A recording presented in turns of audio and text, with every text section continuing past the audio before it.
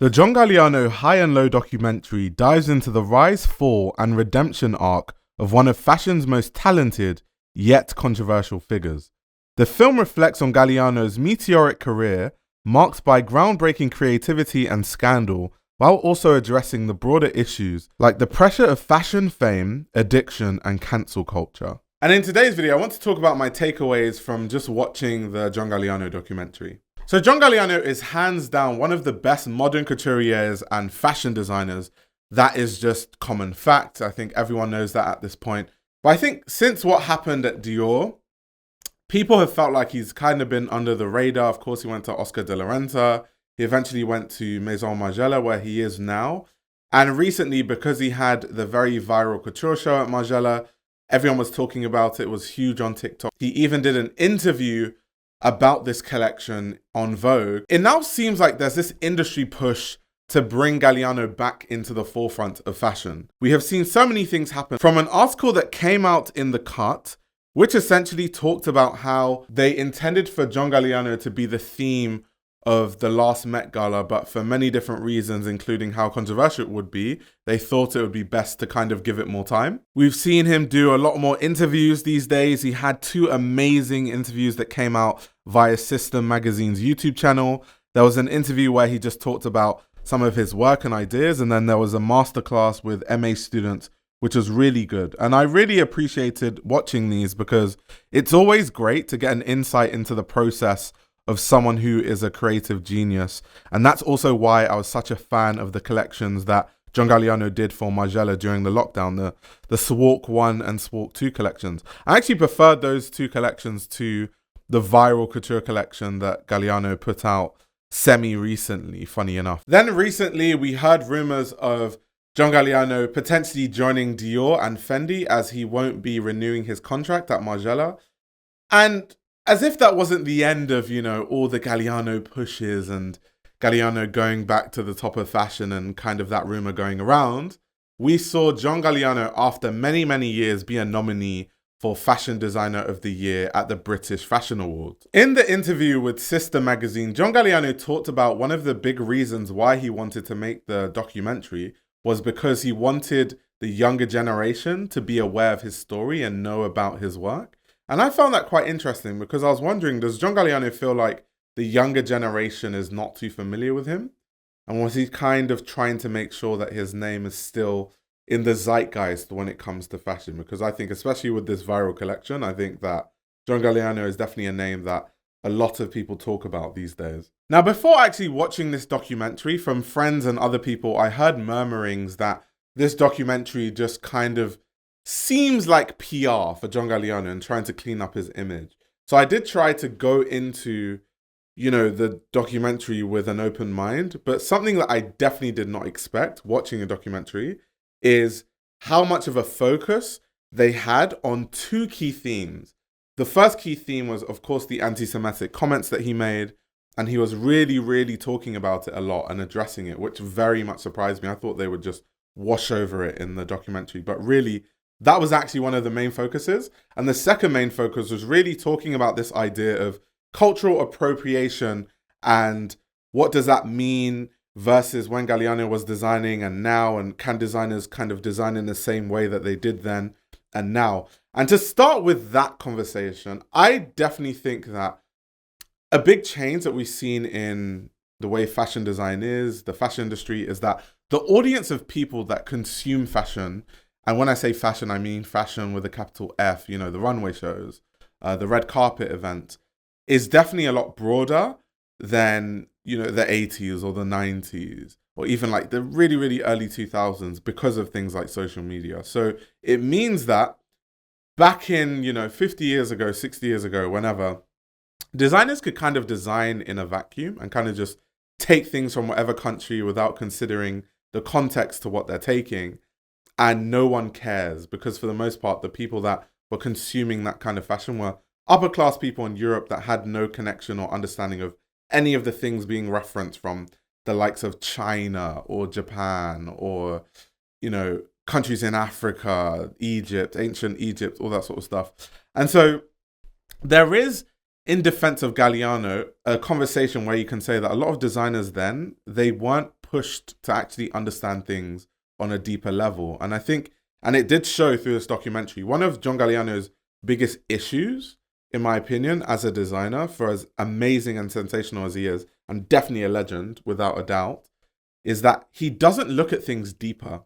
He kind of looks at things that he likes aesthetically and then translates it through his own lens, because he has such a really good creative mind. So he can see like an ancient Egyptian garment, and he used to go on those research trips. It's one of the things that they talk about in the documentary, where he'll just go from country to country and just look at stuff and be inspired and take something here, take something from there, take something from there, and then just reimagine it through his own ideas and add a few other inspiration points. And that's why I feel like he got into a lot of trouble with controversies and stuff with his designs. The biggest one being the Hobo collection, because of course the Hobo collection, part of the inspiration was him being inspired by the lifestyle of homeless people that he would see when he was going on his runs in Paris, right? And contextually, Galliano, and he doesn't mean it, I don't get the sense that Galliano meant to like make fun of, as the press said, make fun of homeless people or, you know, do those kind of things. But it's very obvious to see how people won't like someone taking the aesthetic of homeless people and essentially repackaging it and charging tens of thousands of dollars for pieces. And it's almost like, and it's a conversation we even have in fashion now when we talk about designers kind of cosplaying working class culture or working class motifs and stuff. And the same working class motifs, they see as disgusting, they see as tacky. But when it's been repackaged through the lens of a Dior, Louis Vuitton, all of a sudden it's high fashion, it's highbrow, it's high class. So that's always going to be a conversation. And when I watched the documentary, it was really strange to see John Galliano saying that he was so shocked by the reaction that he saw online. That really shocked me, because I would just think that would just be natural for you to understand that that would be the response from people. And so this is something I've always thought about John Galliano's work anyway, but there tends to be a lack of understanding further than what he's seeing from an aesthetic level, even though he doesn't mean malice by doing it. Another example of John Galliano not really understanding context was when he went under fire for wearing what looked like a Hasidic Jewish outfit. And of course, he came out and said that that wasn't his intention. It was just an outfit for Fashion Week. It was just like fashion and style. And in his defense, John Galliano has definitely worn things that look like that before. But once again, understanding context. At that point in time, he had come under fire for making multiple anti-Semitic comments. You know, he was going on his apology tour to different Jewish leaders. And in the context of that, you should not be wearing anything that looks like that, whether you've worn that before or whether it's just a fashion, you know, outfit or not. And even not only did he wear the outfit, when you look at the picture, he also curled his hair. Like, you see that in the Jewish community, a lot of people curl their hair a certain way, and it has biblical context. So you cannot say that it has nothing to do with, you know, being Jewish or whatever when you're wearing an outfit that looks that way and you're curling your hair on top of it the same way, doing side curls. And so that's my biggest issue with John Galliano, is this lack of understanding the wider context of things, or how what he does can be viewed to the outside world. It's almost like he lives in like this tiny box and doesn't consider anything out of the tiny box. And it made for some insanely amazing creativity, but it also makes for, you know, designs that should be questioned, and designs that, you know, should be under scrutiny, and designs where Galliano should, you know, be asked deeper questions about his work. Of course, with the workload that John Galliano was under, it was definitely a difficult situation to be in. In a documentary, there was a scene where they talked about the fact that John Galliano's father died, and Bernard Arnault provided a private jet for him to go and bury his dad, so that he could be back in time to do a Dior show that I believe was the next day, which is insane. Like, if you think of like having to go through stuff like that, you don't even have time to bury your own father.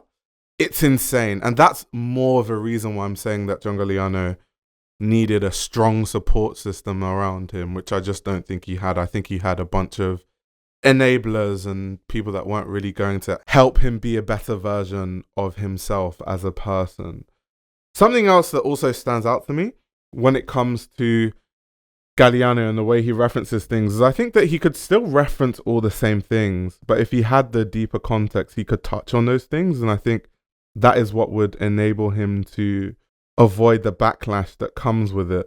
For example, one of my favorite Demna Vetements collections is Spring Summer 19, which was actually about the Georgian War and really talking about it through clothes and telling that story. We've also seen other iconic designers like Hussein Chalayan actually tackle very, very deep issues and do it in a way that's tasteful because it seems like they understand a deeper context as to the work that they're referencing or the story that they're trying to tell. Near the end of the documentary, I did really like how John Galliano was taking accountability for all the things that he did. Because once again, I didn't really expect that. For him to take accountability the way he did, you know, really talking over and over again about what he did was wrong. He, of course, seems in a way better place, which is good to see. Of course, in the documentary, they run you through all the different things that he did to make amends after his anti-Semitic comment.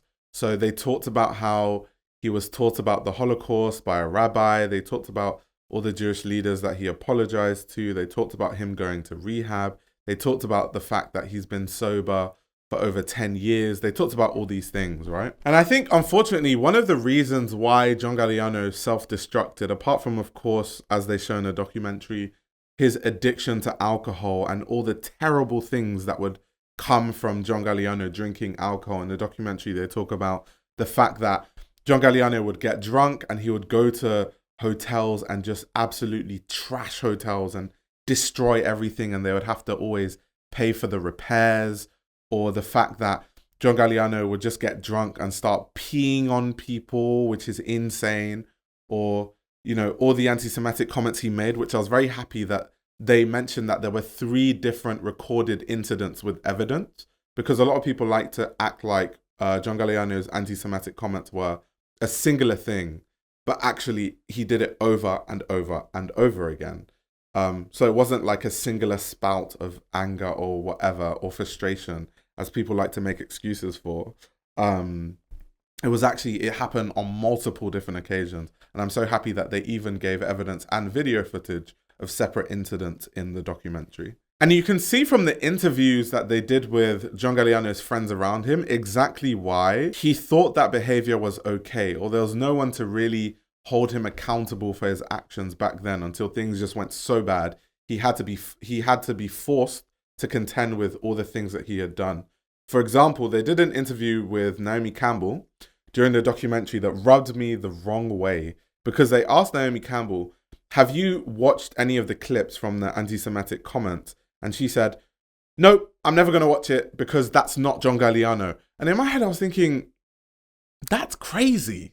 No wonder John Galliano thought his behavior was okay, because he was just there were just enablers all around him. Like, how can Naomi Campbell say that that's not John Galliano when John Galliano literally was trashing hotels? John Galliano was verbally abusive to staff members. He's had 3 recorded separate incidents of anti-Semitism. He used to pee on people when he used to get drunk. He one time was in the Ritz and he was naked and roaring like a lion and scaring the guests in the hotel to the point where he's been banned from loads and loads of hotels. I think sometimes a lot of famous people or celebrities or just like, you know, well-known people, they don't have this ability to understand that someone's true nature is not when they're dealing with you. Naomi Campbell, you're a supermodel. You're an ultra-famous supermodel. Most people are not going to act crazy when they're around you or treat you badly because you're an important person. How you know someone's true character is how they deal with their fans, or how they deal with the person serving them food at a restaurant, how they deal with the day-to-day people in their lives, how they deal with people that work for them, people that are under them. That's how you know someone's true character. You don't know someone's true character by how they relate to an ultra-famous, really important person in the industry that no one would want to offend because that person's so powerful. And there was just a lack of that context from Naomi Campbell to just say that that's not John Galliano when there's so much evidence of John Galliano being a completely horrible person. I found that really insane that she was in that much denial. And there were so many instances where you could see other people they interviewed were kind of enabling the behavior. They were kind of excusing the behavior, just saying that's just John Galliano when he gets drunk, and all those kind of things. And it's sad. I think John Galliano needed someone around that time that could really help him and tell him things that he needed to hear, even if he didn't want to hear it, and someone that could really truly keep him in check. It seemed like everyone was kind of just there for the ride, and they saw John Galliano as this creative genius, so they kind of were like, well, if the creativity comes from darkness, I guess we'll just accept the darkness because we still want the creativity, which is insane to me. It's absolutely crazy, because now the modern John Galliano doesn't come with all those, evil spouts and drunken aggressions at people, but the creativity is still there. So the creativity could have been back then the same way that it is now, where we've literally seen him have a viral Margiela show because people are so infatuated with how creative his fashion designs are and how he can really bring emotion and do storytelling through clothes. It's always been there. It's never going to go. That's just the way he is. That's why he's one of the best fashion designers we've ever seen. And this is a common thing. Like, every single person has to have someone that they're accountable to. If you don't have anyone that you're accountable to, you kind of live in a bubble, and it means that, you can never be corrected on anything, or you can't really learn. I personally have many people that I'm accountable to, people that can tell me, Ayo, what you're doing doesn't make sense. What you did here, I wouldn't do that. What you did, and I have to listen to them, because I know that if I have no one that I'm accountable to or I listen to, and you're in a bubble, that's literally how you become a problematic person, or you can't see the wider context of things other than what's in your, immediate vicinity. And so, yeah, that was something that I just thought John Galliano needed around that time. And he especially needed it because his time at Dior was insane. Like, he was designing loads of collections a year. I don't know how any human can work as hard as Galliano worked.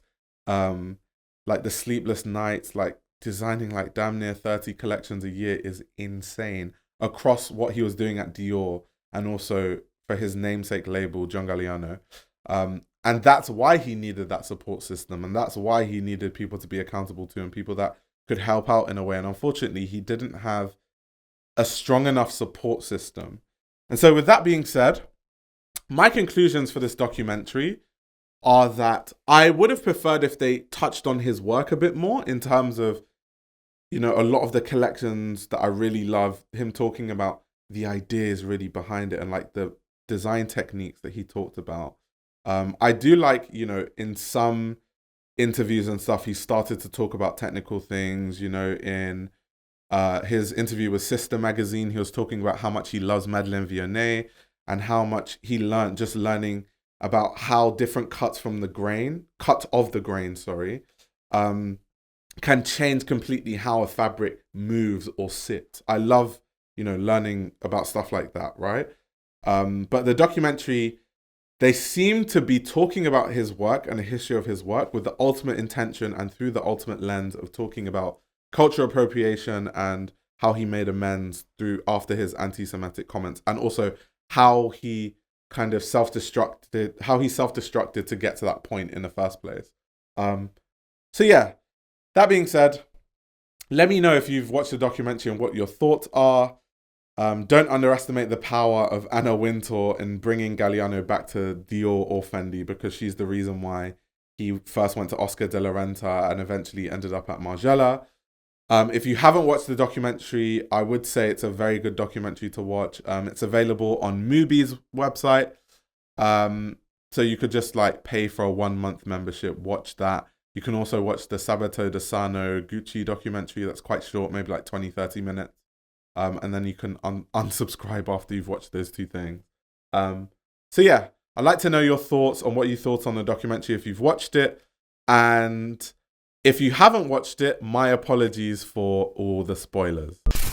This YouTube channel runs on your support. If you want to support the channel, you can subscribe to my Patreon. You'll gain access to exclusive content that includes everything from my Patreon podcast, where I give a behind-the-scenes insight into the fashion industry, as well as a fashion book club, where I review my favorite fashion books. You can also check out my fashion ebook, which highlights the best fashion journalists to follow, definitions of common fashion terminology, and how to determine what a good source of fashion information is. The links to everything are in the description below.